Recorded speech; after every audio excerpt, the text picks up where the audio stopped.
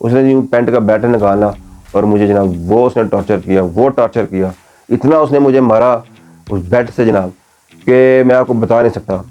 अस्सलाम नाज़रीन, मेरा नाम रिजवान शाद है और आप देख रहे हैं मेरे यूट्यूब चैनल रिजवान शाद वीलॉग। हाँ तो नाज़रीन, मेरा जो ये डंकी की जो जर्नी है इसके एक नए पार्ट के साथ फिर से हाज़िर हूँ। और मेरी दरख्वास्त है उन दोस्तों और भाइयों से जो जनाब नए हैं मेरे चैनल पर, और उनको मैं कहूँगा कि मेरी जो पिछली वीलॉग्स हैं इस सिलसिले के उनको देखकर जनाब जो है मेरे इस जर्नी में, मेरे इस दुख में मेरे साथ शामिल हो जाइए, ताकि जो कहानी का रबत जो है वो जुड़ सके और आप इस कहानी से कुछ सीख सके, कुछ हासिल कर सके। हाँ तो जनाब, मैंने आपको बताया था कि मैं फाइनली पहुंच गया जनाब तुर्की में, और उस मुकाम पर जहां पर जनाब मैंने अपने पेमेंट दे के, आप उसको तावान भी कह सकते हैं, अपना तावान अदा करके खैर तावान तो आप इसको नहीं कह सकते, क्योंकि आपने अगर तावान एक चीज़ आप खुशी से दे के, खुद दे के उनके साथ मुका करके जाते हैं वो तावान दे, लेकिन मैंने इसको तावान इसलिए कहा कि ये भी खैर किसी अगवा से, किसी जुल्म से, किसी बर्बरी से जनाब कम नहीं होता, तो उसका अंदाज़ा आपको बाद में होता है। खैर जनाब, वहाँ पर जब हम पहुँचे तो रात वहाँ गुजरी और सुबह हुई तो जनाब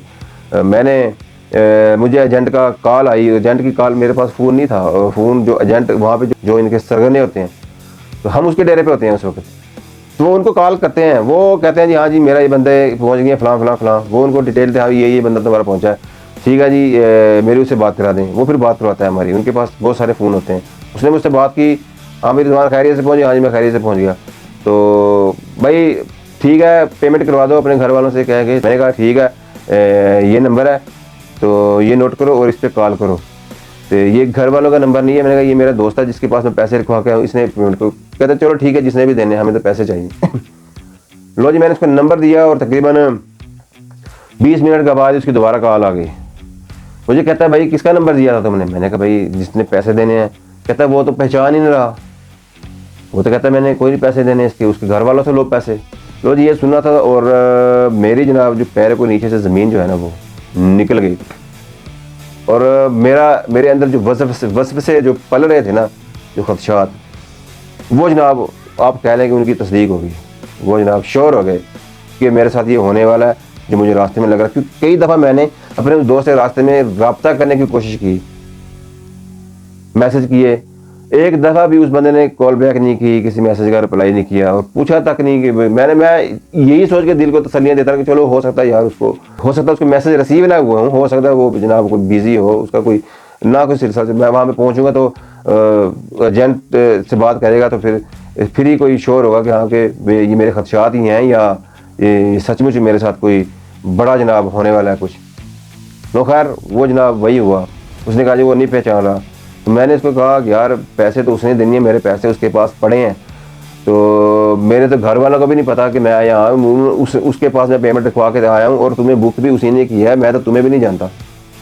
वो कहता है भाई मेरे साथ ड्रामे ना करो, ऐसी स्टोरियाँ जो है मैंने कहानियाँ, ऐसे ड्रामे मैंने बहुत देखे हैं, तो ये ड्रामे किसी और के साथ करना, तो मुझे पैसे दिलाओ सीधी तरह से, अपने घर वालों का नंबर दो। अब मैं घर वालों का नंबर उसको जनाब वो दे नहीं रहा था। मैंने कहा भाई ये तो मेरे लिए एक एम्बेरसमेंट की बात है, बड़ी शर्मिंदगी की बात है कि जिस रास्ते से वो मुझे मना कर रहे थे वो उस रास्ते पे मैं जनाब गया और ज़बरदस्ती गया, ठीक है।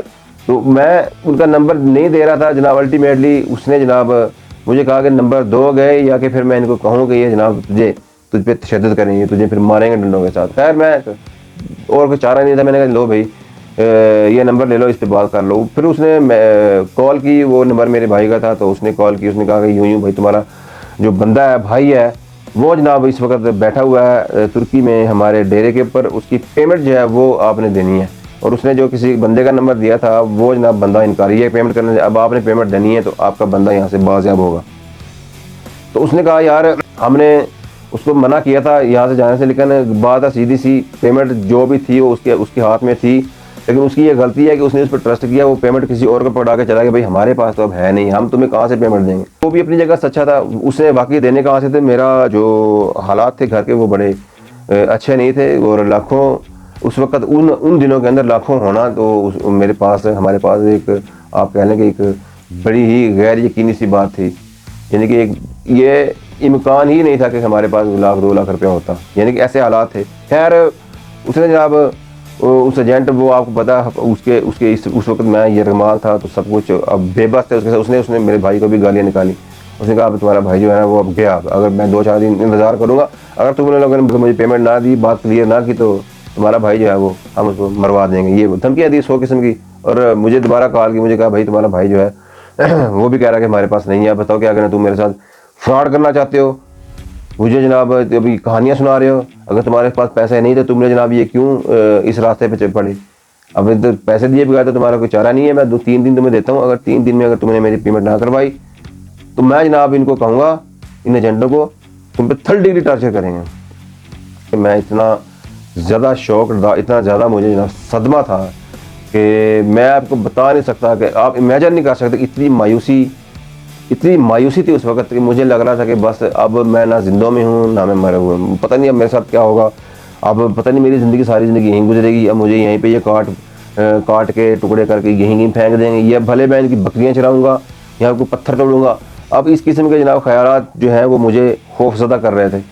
तो खैर 2-4 दिन वक्त गुजरे तो उसने जनाब वही किया जो उसने मुझे कहा था। उसने उनको कहा कि भाई ये बंदा पैसे नहीं दे रहा और ये डेलिबरेटली जानबूझकर ही नहीं दे रहा, तो इससे आप पैसे निकलवाएं। तो जनाब उन्होंने वो जो आता था रोज़ाना, एक दफ़ा आता था दिन में, जब बंदों की पेमेंट क्लियर हो जाती थी उनको बिठाने के लिए, और रोज़ाना आते थे कि लिस्ट लेके। तो उस वक्त जो जनाब उन्होंने वो आया, तो पहले दिन उसने जनाब रिजवान कौन है, पैसे क्यों नहीं देते, उसको हल्की फुल्की उर्दू आती थी, बहुत कमज़ोर उर्दू थी लेकिन आती थी, समझता भी था। उसने यूँ पेंट का बैटर निकालना और मुझे जनाब वो उसने टॉर्चर किया, इतना उसने मुझे मारा उस बेड से जनाब कि मैं आपको बता नहीं सकता। तो खैर कहता है भाई ये लो फ़ोन मेरा और बात करो घर वालों से और को पैसे भेजो। खैर मैंने फ़ोन पकड़ा, मैंने घर वालों को मैंने क्या कॉल करनी, मैंने ऐसे ही किसी को और को कॉल कर देनी, ये वो तो बात आएगी कर देनी, तो ठीक है जी 1-2 दिन में पैसे हो जाएंगे।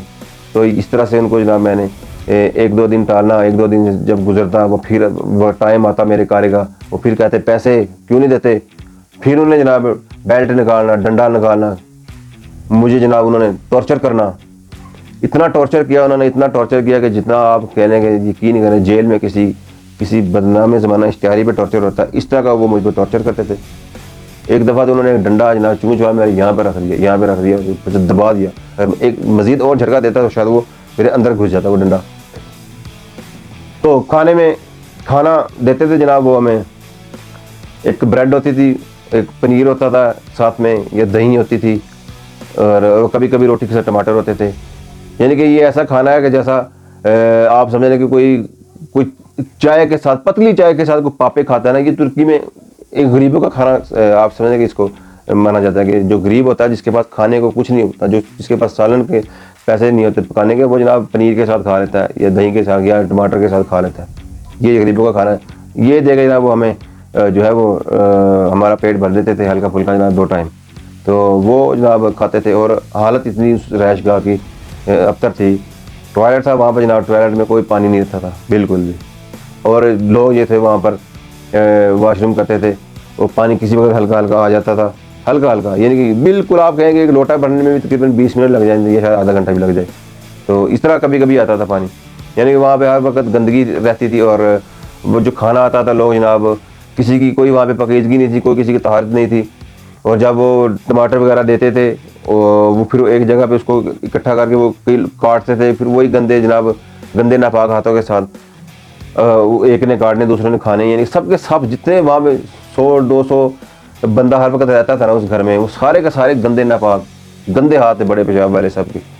तो वो जनाब उसी हालत से जो है वो उसी तरह उन्हीं हाथों से खाते थे। तो मैं कोशिश करता कि मैं टमाटर वगैरह ना खाऊं क्योंकि वो हाथ लगे थे। मैं वहाँ से बस रोटी, वो जो ब्रेड लेके वो डायरेक्ट जो है उसमें दही में जो है वो डब्बे से निकाल के वो खा लेता था हल्की फुल्की। इसी तरह जनाब कुछ वक्त गुजर गया। तो अगले पार्ट में जनाब आपको इससे आगे की जनाब वो कहानी बताता हूँ, वीडियो लंबी हो रही है।